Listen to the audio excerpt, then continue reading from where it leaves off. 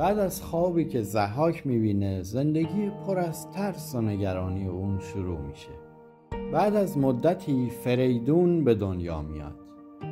خجسته فریدون ز مادر بزاد، جهان را یکی دیگر آمد نهاد.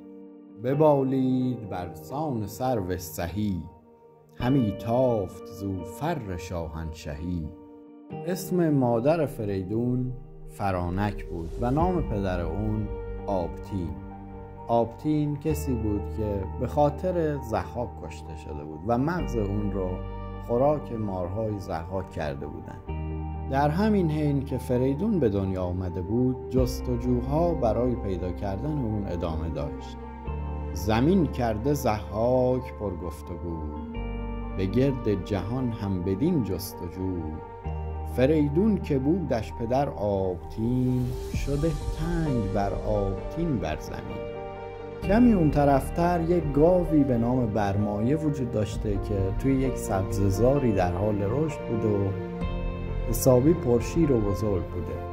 همان گاو کش نام برمایه بود، ز گاوان ورا برترین پایه بود. که کس در جهان گاو چونان ندید، نه از پیر سر کاردانان شنید.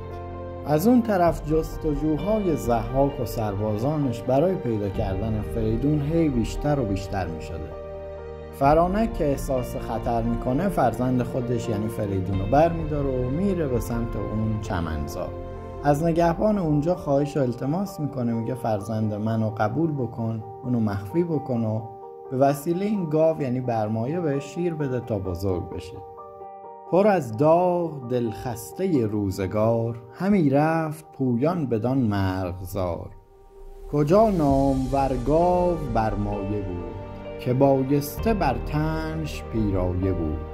به پیش نگهبان آن مرغزار، خروشید و بارید خون بر کنار.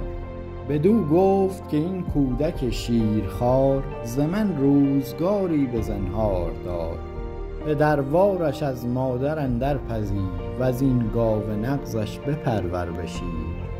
نگهبان قبول میکنه و فریدون رو به مدت 3-4 سال اونجا نگه میداره و به کمک شیری که از گاو برمایه میگرفته اون رو بزرگتر میکنه. تا اینکه مادر فریدون یک حس عجیبی بهش دست میده که قرار اینجا لو بره. به قول خودش یک حس ایزدی در دلش میفته که قرار جاشون لو بره. بعدش فرانک میاد پسر خودش رو بر میداره و به البرز کوه میره. روی یک کوه بسیار مرتفع و بلندی یک مرد دینی در یک جایگاهی در حال زندگی بوده. فرانک بچه‌شو میبره اونجا و حسابی خواهش میکنه از این مرد دینی و موبد که بچه منو بپذیر، اونو بزرگ بکن، چون که اون توی خطر بزرگیه و جونش توی خطره و ما راه خیلی زیادی رو طی کردیم که به اینجا بیایم، پس اونو بپذیرش. انقدر خواهش و التماس میکنه که اون مرد دینی میپذیره.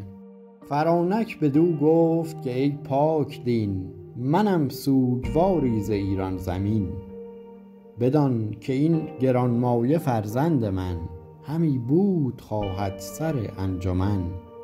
تو را بود باید نگهبان او، پدروار لرزنده بر جان او. پذیرفت فرزند او نیک مرد، نیاورد هرگز بدو باد سرد. در همین حین خبر میرسه به ضحاک که فریدون و فرانک و گاوی به نام برمایه توی یک چمنزاری در حال زندگی هستن، جاشون هم مثلا اونجاست. بلا فاصله ضحاک نیروهاشو جمع میکنه و حرکت میکنه به اونجا. وقتی به اونجا میرسه میبینه خبری از فرانک و فریدون نیست، ولی گاوه رو میبینه. از شدت عصبانیت میزنه گاو بیچاره رو میکشه و اون خونه ای که فریدون و فرانک توش بودن رو آتش میزنه. خبر شد به ضحاک بدروزگار، از آن گاو برمایه و مرغزار. بیامد از آن کینه چون پیل مست، مران گاو برمایه را کرد پست. سبک سوی خان فریدون شتافت، فراوان پژوهید و کس را نیافت. به ایوان او آتش اندر فگند، ز پای اندر آورد کاخ بلند. وقتی فریدون 16 سالش میشه از بلندای اون کوه پایین میاد، میره به دیدار مادرش و ازش سوال میکنه، میگه من فرزند کیم؟ پدرم کیه؟ پدر بزرگم کیه؟ من جواب بقیه رو چی بدم؟ فرانک بهش میگه بسیار خب، من جواب سوالاتتو میدم. اینو بدون که پدر تو از نژاد ایرانیه و از تبار طهمورث پادشاه گذشته ایرانه. اسم پدرت آبتین بود که به دست سربازان ضحاک کشته شد و مغز سرش رو خوراک مارهای ضحاک کردن.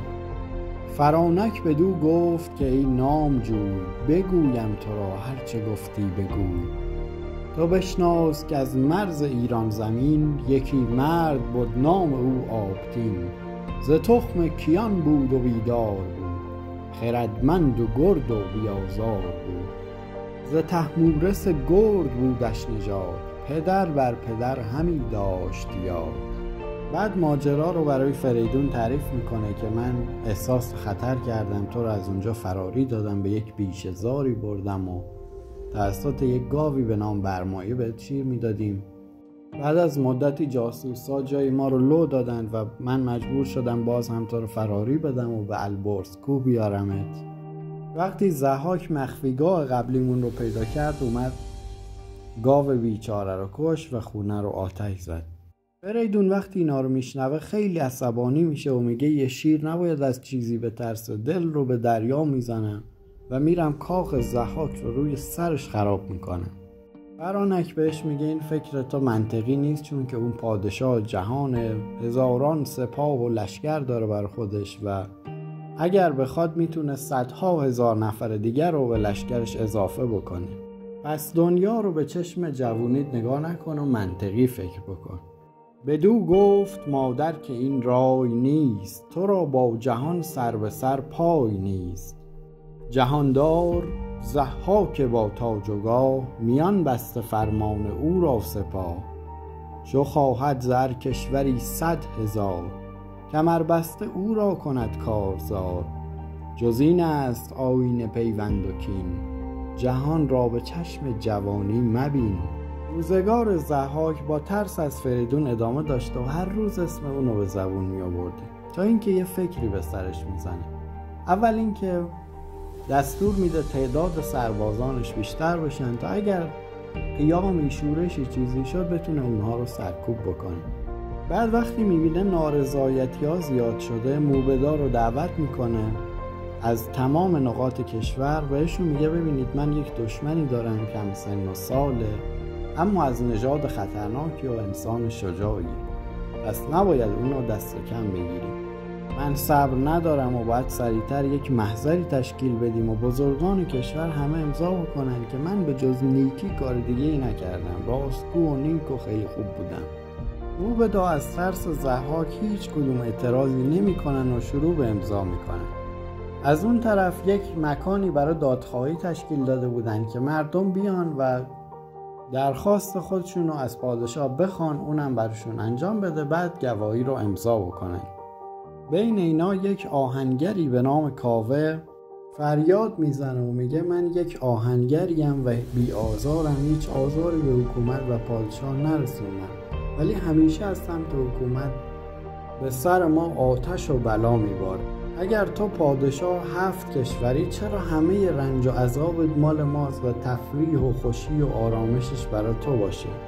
من 18 تا پسر دارم که 17 تاش به دست نیروهای تو کشته شدن و مغزشون خوراک مارهای تو شده و یکیشون هم الان توی زندانه. ضحاک تعجب میکنه و از شجاعت این مرد شگفت زده میشه. خروشید و زد دست بر سر ز شاه، که شاها منم کاوه دادخواه. یکی بیزیان مرد آهنگرم، ز شاه آتش آید همی بر سرم. تو شاهی و گر اژدها پیکری، بباید بدین داستان داوری. که گر 7 کشور به شاهی تو راست، چرا رنج و سختی همه بهر ماست. که مارانت را مغز فرزند من، همین داد باید زر انجمن. سپهبد به گفتار او بنگرید، شگفت آمدش کان سخنها شنید. ضحاک که به امضای این افراد نیاز داشته دستور میده فرزند کاوه رو آزاد بکنن و و بعد بهش میگن که بیا خب حالا امضا بکن. کاوه وقتی گواهی رو میخونه عصبانی میشه و فریاد میزنه. میگه ای مردانی که دارید از دیو حمایت میکنید، به جای اینکه از خدا بترسید از بنده اون میترسید. بدونید که به سمت جهنم رو کردین و اینکه من مثل شما بزدل نیستم و به دروغ گواهی رو امضا نمیکنم. کاوه گواهنامه رو پاره میکنه و زیر پا میندازه و با پسرش از قصر خارج میشه. موبدا به ضحاک درود میفرستن و میگن که کاوه آدم بیفکریه و حرفاش اصلا مهم نیست، شما چرا روتون سرخ شده؟ ضحاک میگه شوکه شدم وقتی دیدم اون مرد داد و بیداد میکرد، انگار یه کوه آهن مقابل من استوار بود و من حسابی متعجب بودم از شجاعت این آهنگر. بعد کاوه وارد بازارگاه میشه و آهنگرها دورش جمع میشن و تشویقش میکنن. کاوه هم یک قسمتی از چرم لباس آهنگری خودش رو جدا میکنه و سر نیزه میزنه و بالا میگیره به نشانه قیام. میگه بیایم ترس رو کنار بذاریم و به فریدون ملحق بشیم که گفته میشه دشمن ضحاکه و هدفش نابودی اونه. من میدونم اون کجاست. پس دلتون رو از شر شیطان پاک بکنید و به فریدون ملحق بشید. این اتفاق میفته، اونا به سمت فریدون میرن و وقتی میبیننش سر و صدا و شادی میکنن. فریدون هم وقتی اون چرم رو سر نیزه میبینه گوهرهایی بهش اضافه میکنه و یک پرچمی درست میشه به نام درفش کاویانی. فروهشت از او سرخ و زرد و بنفش، همی خواندش کاویانی درفش. که اندر شب تیره خورشید بود، جهان را از او دل پر امید بود. پس اولین پرچم ایران از سه رنگ قرمز و زرد و بنفش تشکیل شده بوده. فریدون وقتی شور و اشتیاق آزادیخواها رو میبینه احساس میکنه که دوران حکومت ضحاک رو به تمومی و نابودی. بعدش میره با مادر خودش دیدار میکنه و بهش میگه که من تصمیممو گرفتم، میخوام به جنگ ضحاک برم و ازت میخوام که برای موفقیت ما دعا بکنی. فرانک هم گریه کنان دعا میکنه و میگه خدایا جهان رو از حکومت نادانها پاک کن. فرو ریخت آب از مژه مادرش، همی خواند با خون دل داورش. به یزدان همی گفت زنهار من، سپردم تو را ای جهاندار من. بگردان ز جانش بد جاودان، بپرداز گیتی ز نابخردان. فریدون 2 برادر بزرگتر از خودش به نامهای کیانوش و پرمایه داشت. برادر 2 بودش 2 فرخ همال، از او هر 2 آزاده مهتر به سال. یکی بود از ایشان کیانوش نام، دگر نام پرمایه شادکام. فریدون به هر 2 برادرش درود میفرسته و میگه ما از نژاد طهمورثیم و باید کلاه پادشاهی رو پس بگیریم. بعد فریدون 2 برادر خودش یعنی کیانوش و پرمایه رو به سمت کاوه آهنگر میفرسته و میگه که برای من یک گرز سنگینی به شکل سر گاو بسازید و برای اونایی که میخوان با ضحاک بجنگن سلاح، شمشیر و کلاهخود و اینجور چیزا بسازید تا آماده نبرد بشن. این اتفاق میفته و آهنگرها سلاح‌های مختلفی برای این لشکر میسازن. از همه مهمتر گرزی که گاو سره و تحویل فریدون میشه. فریدون وقتی گرز رو میبینه خیلی خوشش میاد و حسابی تشکر میکنه و به این آهنگرها طلا و سکه میده و بهشون میگه که شما باعث میشید که من انگیزه بگیرم و با تمام وجودم برای نابودی ضحاک مبارزه بکنم. در نهایت لشکر آزادیخواها به فرماندهی فریدون شروع به حرکت میکنه. 2 سمت فریدون 2 برادرش کیانوش و پرمایه در حال حرکت بودن تا در مقابل بیدادشاه زمین، شاه بیرحم و سنگدلی به نام ضحاک مبارزه بکنه. خب این قسمت هم به پایان رسید. با ما همراه باشید با قسمت بعدی، نبرد فریدون و ضحاک بیدادشاه.